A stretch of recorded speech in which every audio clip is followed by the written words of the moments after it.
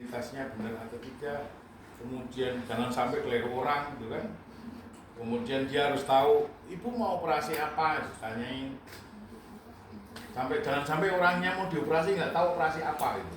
Harusnya di dalam edukasinya ketika persetujuan operasi sama persetujuan anestesi dan kita edukasi.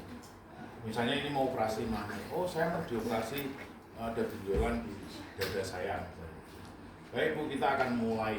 Nah, biasanya pemberian obat-obat itu kita akan memberitahu juga, karena ada obat yang diberikan menimbulkan rasa sakit.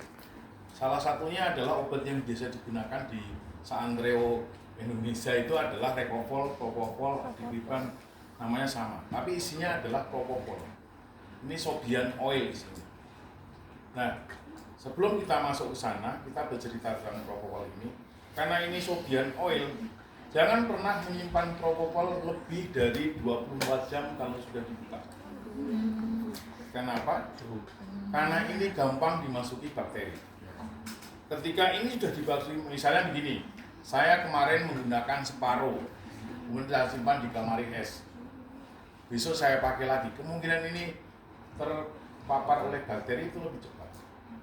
Akibatnya apa? Pasiennya biasanya menjadi panas, syukur-syukur tidak sepsis. Maka ketika selesai kerja, pada malam hari sudah selesai, semua harus dibuang. Jadi kita harus menggunakan Rekopol ini baru, selalu baru. Kecuali dalam jangka waktu misalnya sekarang saya operasi di sini, kemudian dioperasi di sana, di sini pakai 10 cc atau 100 ml, di sana oke, karena belum ada 24 jam. Tetapi kalau sampai 24 jam harus dibuang. Ini menjadi penting ya catatan, karena jangan sampai kita yang menjadi kambing hitam. Ternyata pasiennya panas, oh ini mesti anestesinya ini, menggunakannya nggak steril, Rekopol diulang lagi. Itu kita yang dikambing hitamkan. Padahal itu bukan karena kita kan. Jadi kita harus berpikir untuk safe. Nah, Rekopol biasanya dengan dosis, kalian sudah belajar tentang obat kan? Sudah. Nah, dosisnya biasanya pada orang dewasa 100 sampai 150 mg. Ini kan berapa satu ampulnya? Satu ampulnya berapa? 200 mg. 200 cc. 200 mg. 200 mg dalam 20 cc. Berarti satu cc berapa miligram? 10. 200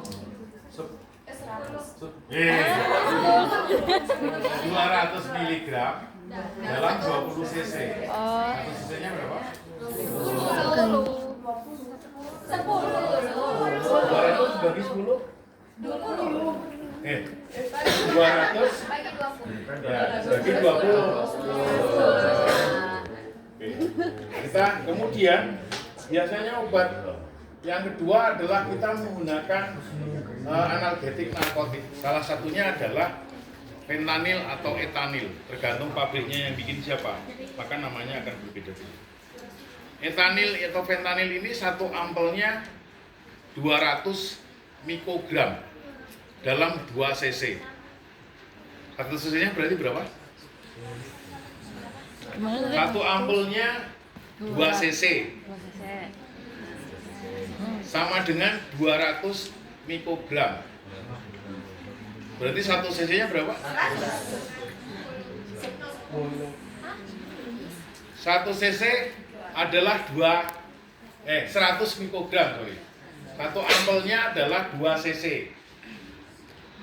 Dalam 2 cc itu isinya adalah 100 mikrogram. Satu cc-nya berapa? Ya 50. Iya. 50. Kok susah amat sih ngitungnya? Satu ampel itu 100 mikrogram. Isinya 2 cc. Berarti satu cc-nya. Pada orang dewasa jarang diencerkan. Tetapi kalau penggunaan pada pediatrik biasanya diencerkan menjadi 10 cc. Ditambah aqua atau enacel 8 cc. Berarti satu cc-nya berapa? Diencerkan 100 diencerkan menjadi 10 cc. Berarti satu cc-nya berarti berapa miligram? Kenapa nggak yakin gitu loh? 10 gitu kan selesai. 100 bagi 10 berapa? 10. Kenapa ragu-ragu gitu? Jadi kata anak-anak ya diencerkan menjadi 10 cc. Artinya 1 cc adalah 10 mikrogram. Nah, setiap pengenceran ini harus diberikan label. Jadi ini misalnya diencerkan menjadi 10 cc harus dikasih label. Fentanyl 1 cc sama dengan 10 mikrogram. Jadi jangan pernah menggunakan obat-obat yang tidak ada labelnya. Misalnya gini, saya jaga siang, ada obat di situ. Yang jaga pagi tidak kasih label, nggak usah dipakai. Tapi adalah dibuang semuanya. Karena apa? Nanti jadi masalah. Ya kalau obatnya itu benar. Kalau hanya kita nggak ada labelnya kan. Kalau kita ada labelnya tetapi kita merasa ragu pun itu harus dibuang. Jadi kita jangan untuk safety diri kita adalah salah satunya kejem terhadap hal-hal yang kayak gitu. Jangan mentoleransi sesuatu yang tidak jelas di kamar tentang obat di kamar farmasi. Kalau meletak di situ nggak jelas, labelnya sudah nggak kebaca, milinya nggak jelas, ya buang saja ganti yang baru. Tidak beresiko terhadap kita kan, tapi beresiko terhadap pasien. Oke, berarti ini 100 mikrogram. Kita akan mulai dibius ya. Saya suntik tapi kadang tangannya terasa pegel atau sakit, tapi ditahan saja sebentar. Nah, setelah ini disuntikkan, kadang-kadang semua bebas ya. Ada yang memberikan suntikan fentanyl dulu, ada yang memberikan suntikan rekopol dulu. Kalau saya biasanya selang-seling, lihat situasi. Kalau diberikan rekopol dulu, pasiennya tidur. Kemudian kalau diberikan ini dulu, biasanya Pak kalau kita terlalu cepat memberikannya, pasiennya akan hiccup. Maka saya lebih suka kadang-kadang saya rekopol dulu. Fentanyl dulu nggak masalah, pelan tapi memberikannya. Karena kalau sudah hiccup nanti pasang helm pun pasiennya tetap gitu misalnya gitu. Akan sembuh biasanya dikasih sedasi. Itu dikasih apa? Obat sedasi apa? Kalian sudah belajar obat sedasi? Salah satunya adalah yang bikin apnesi. Bu, jangan ditumpukkan karena belum tidur. Jadi pasiennya, Pak megangnya begini. Nah, begini aja. Kamu kok grogi sih?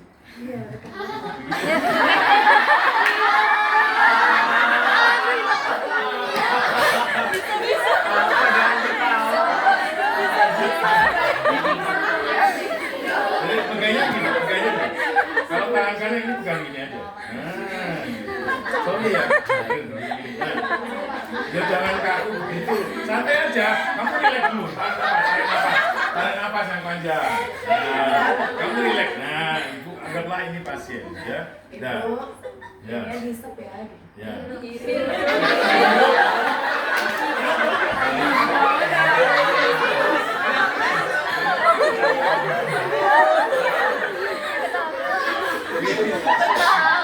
Oke, dihirup ya Bu. Ya.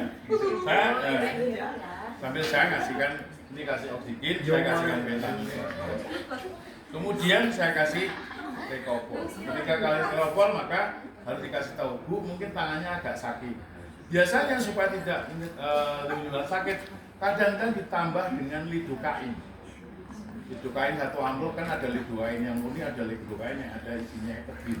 Maka yang dipakai adalah lidokain yang murni tanpa efedrin, tanpa adrenalin menurut saya. Sorry. Nah, disuntikkan, kita pelan-pelan. Semua obat anestesi memberikannya jangan bisa menyebabkan depresi, pasiennya apne. Fentanyl dan rekopol diberikan dalam jangka waktu yang tidak lama itu adalah salah satunya depresi. Kalau depresi apa diapain? Apnu diapain? Kalau apnu diapain?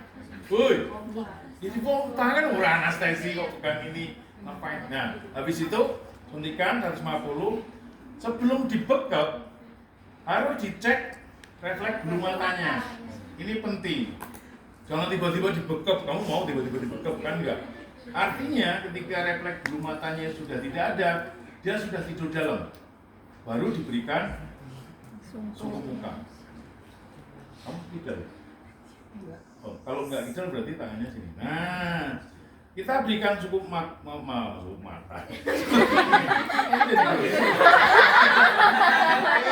Berikan sungguh muka.